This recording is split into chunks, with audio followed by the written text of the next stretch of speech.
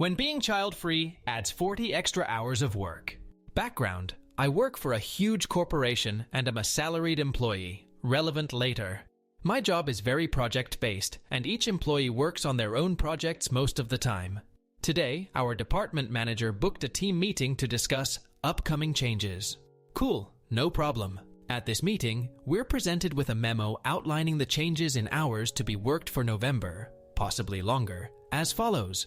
Mandatory 8 workdays every day including Saturdays, Sundays possible if deemed necessary, except for team members who have children. Their hours will remain 9, 5 Monday, Friday. Manager finishes going over this and asks, "Any questions?" "Yes, I have a question. In what world did you think this would be okay?" She explains that due to the situation in the last few months, we've fallen behind in projects as team members have to take care of their kids and work at the same time, so we have to pick up the slack. Me again.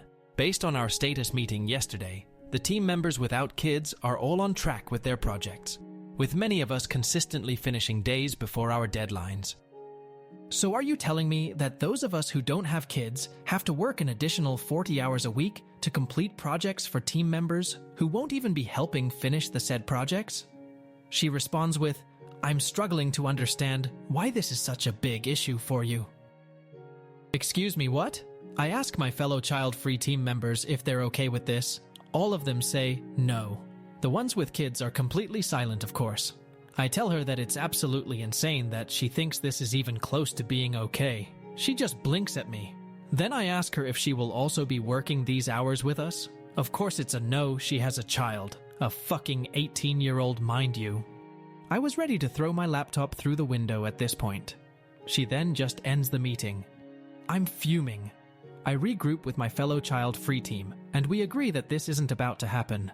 I email the manager right after to let her know that we will be requesting a meeting with HR and legal department to discuss our employment contracts and hours we're being forced to work simply because we don't have kids.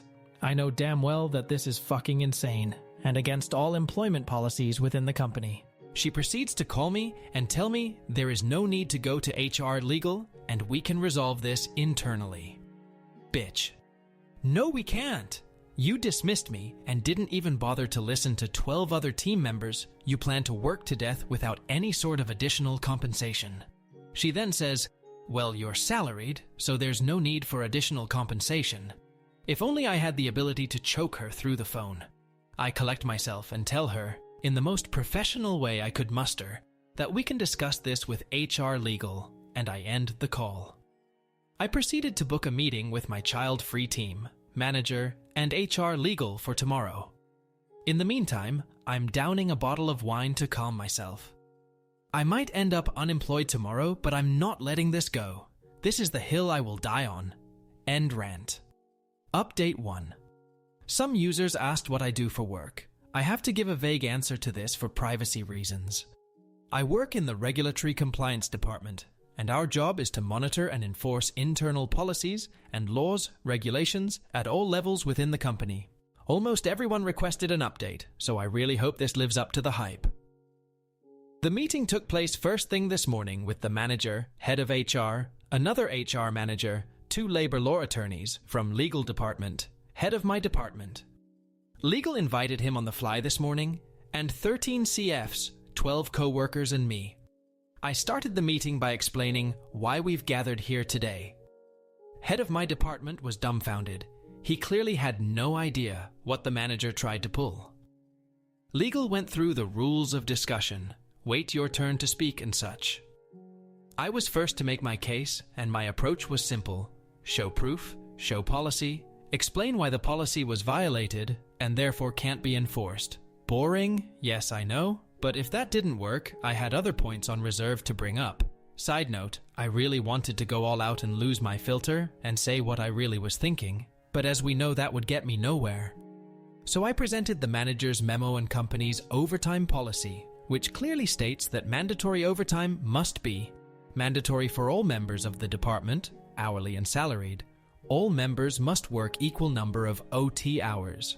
Must be approved by the head of the department. If any of these conditions are not met, management can't impose it, and should ask for volunteers to work OT instead. My argument was simple. Manager didn't follow the policy and purposefully targeted the CFs. Highlights of the shit show that followed. Legal asked head of my department if he approved the memo. Answer was an angry no. I could tell he was livid at the manager.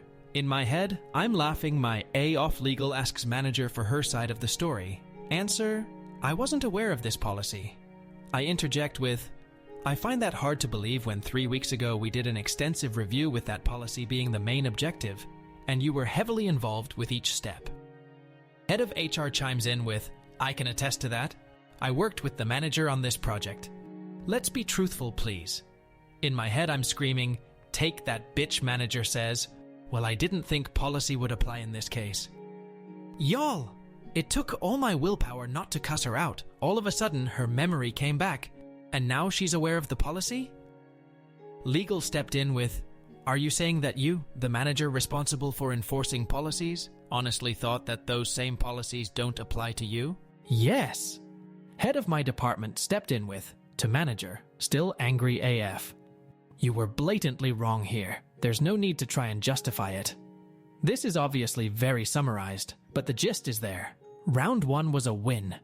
Next were some of the CFs who shared emails between them and her, showing your standard shitty manager behaviors and lack of accountability. She just kept repeating, that's not why we're here today. It didn't stop them from going on though. This was very enjoyable to watch.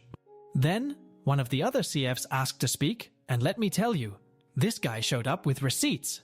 He spent the entire night creating an analysis, fucking pie charts and all, to illustrate how many projects were done by the 13 CFs as compared to the 19 non-CFs, how much time was put in by us versus them, how much vacation sick time was approved for us versus them for the last year. I was shook. His analysis showed that 13 of us did close to 60% of all the work, while 19 of them did 40-ish. Don't even get me started on the rest of the stats. This guy wiped the floor with the manager. I hope he gets a raise, because he's my hero. Her response? This company promotes work-life balance and wants families to have time to spend with each other, so it's normal that employees with kids get time to do just that. I couldn't hold back. Me. Yes, you're absolutely right that the company does that. What you're lacking here is the understanding that family includes other people, not just children. In case you were unaware, all of us have families too. HR interjected with, I believe we have enough information here. The CFs, myself included, were asked to leave the meeting so they can deliberate, and we were told they'll circle back with us later in the afternoon. Later comes around. We're invited to a meeting. This time, it's all the same people, but no manager. Head of my department apologized that this ever happened, thanked us for doing the right thing and bringing it to their attention, threw in a few company lines about equal treatment, yada yada, and told us he will be taking over the managerial duties for the time being. Legal added that the memo is null and void and made it clear that we will not be working those insane hours. In case you're wondering, the manager was offline for the rest of the day. We don't know what happened there, but who cares? We won.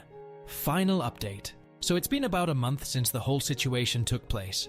This will be a short update, as I will focus on what majority who read the original post-update wanted to know. Did the manager get fired? Answer, no. However, she is no longer a manager in my group. She was transferred to a non-managerial position in a different department. Did Pie Charts, a stats guy, get promoted? Answer, again no.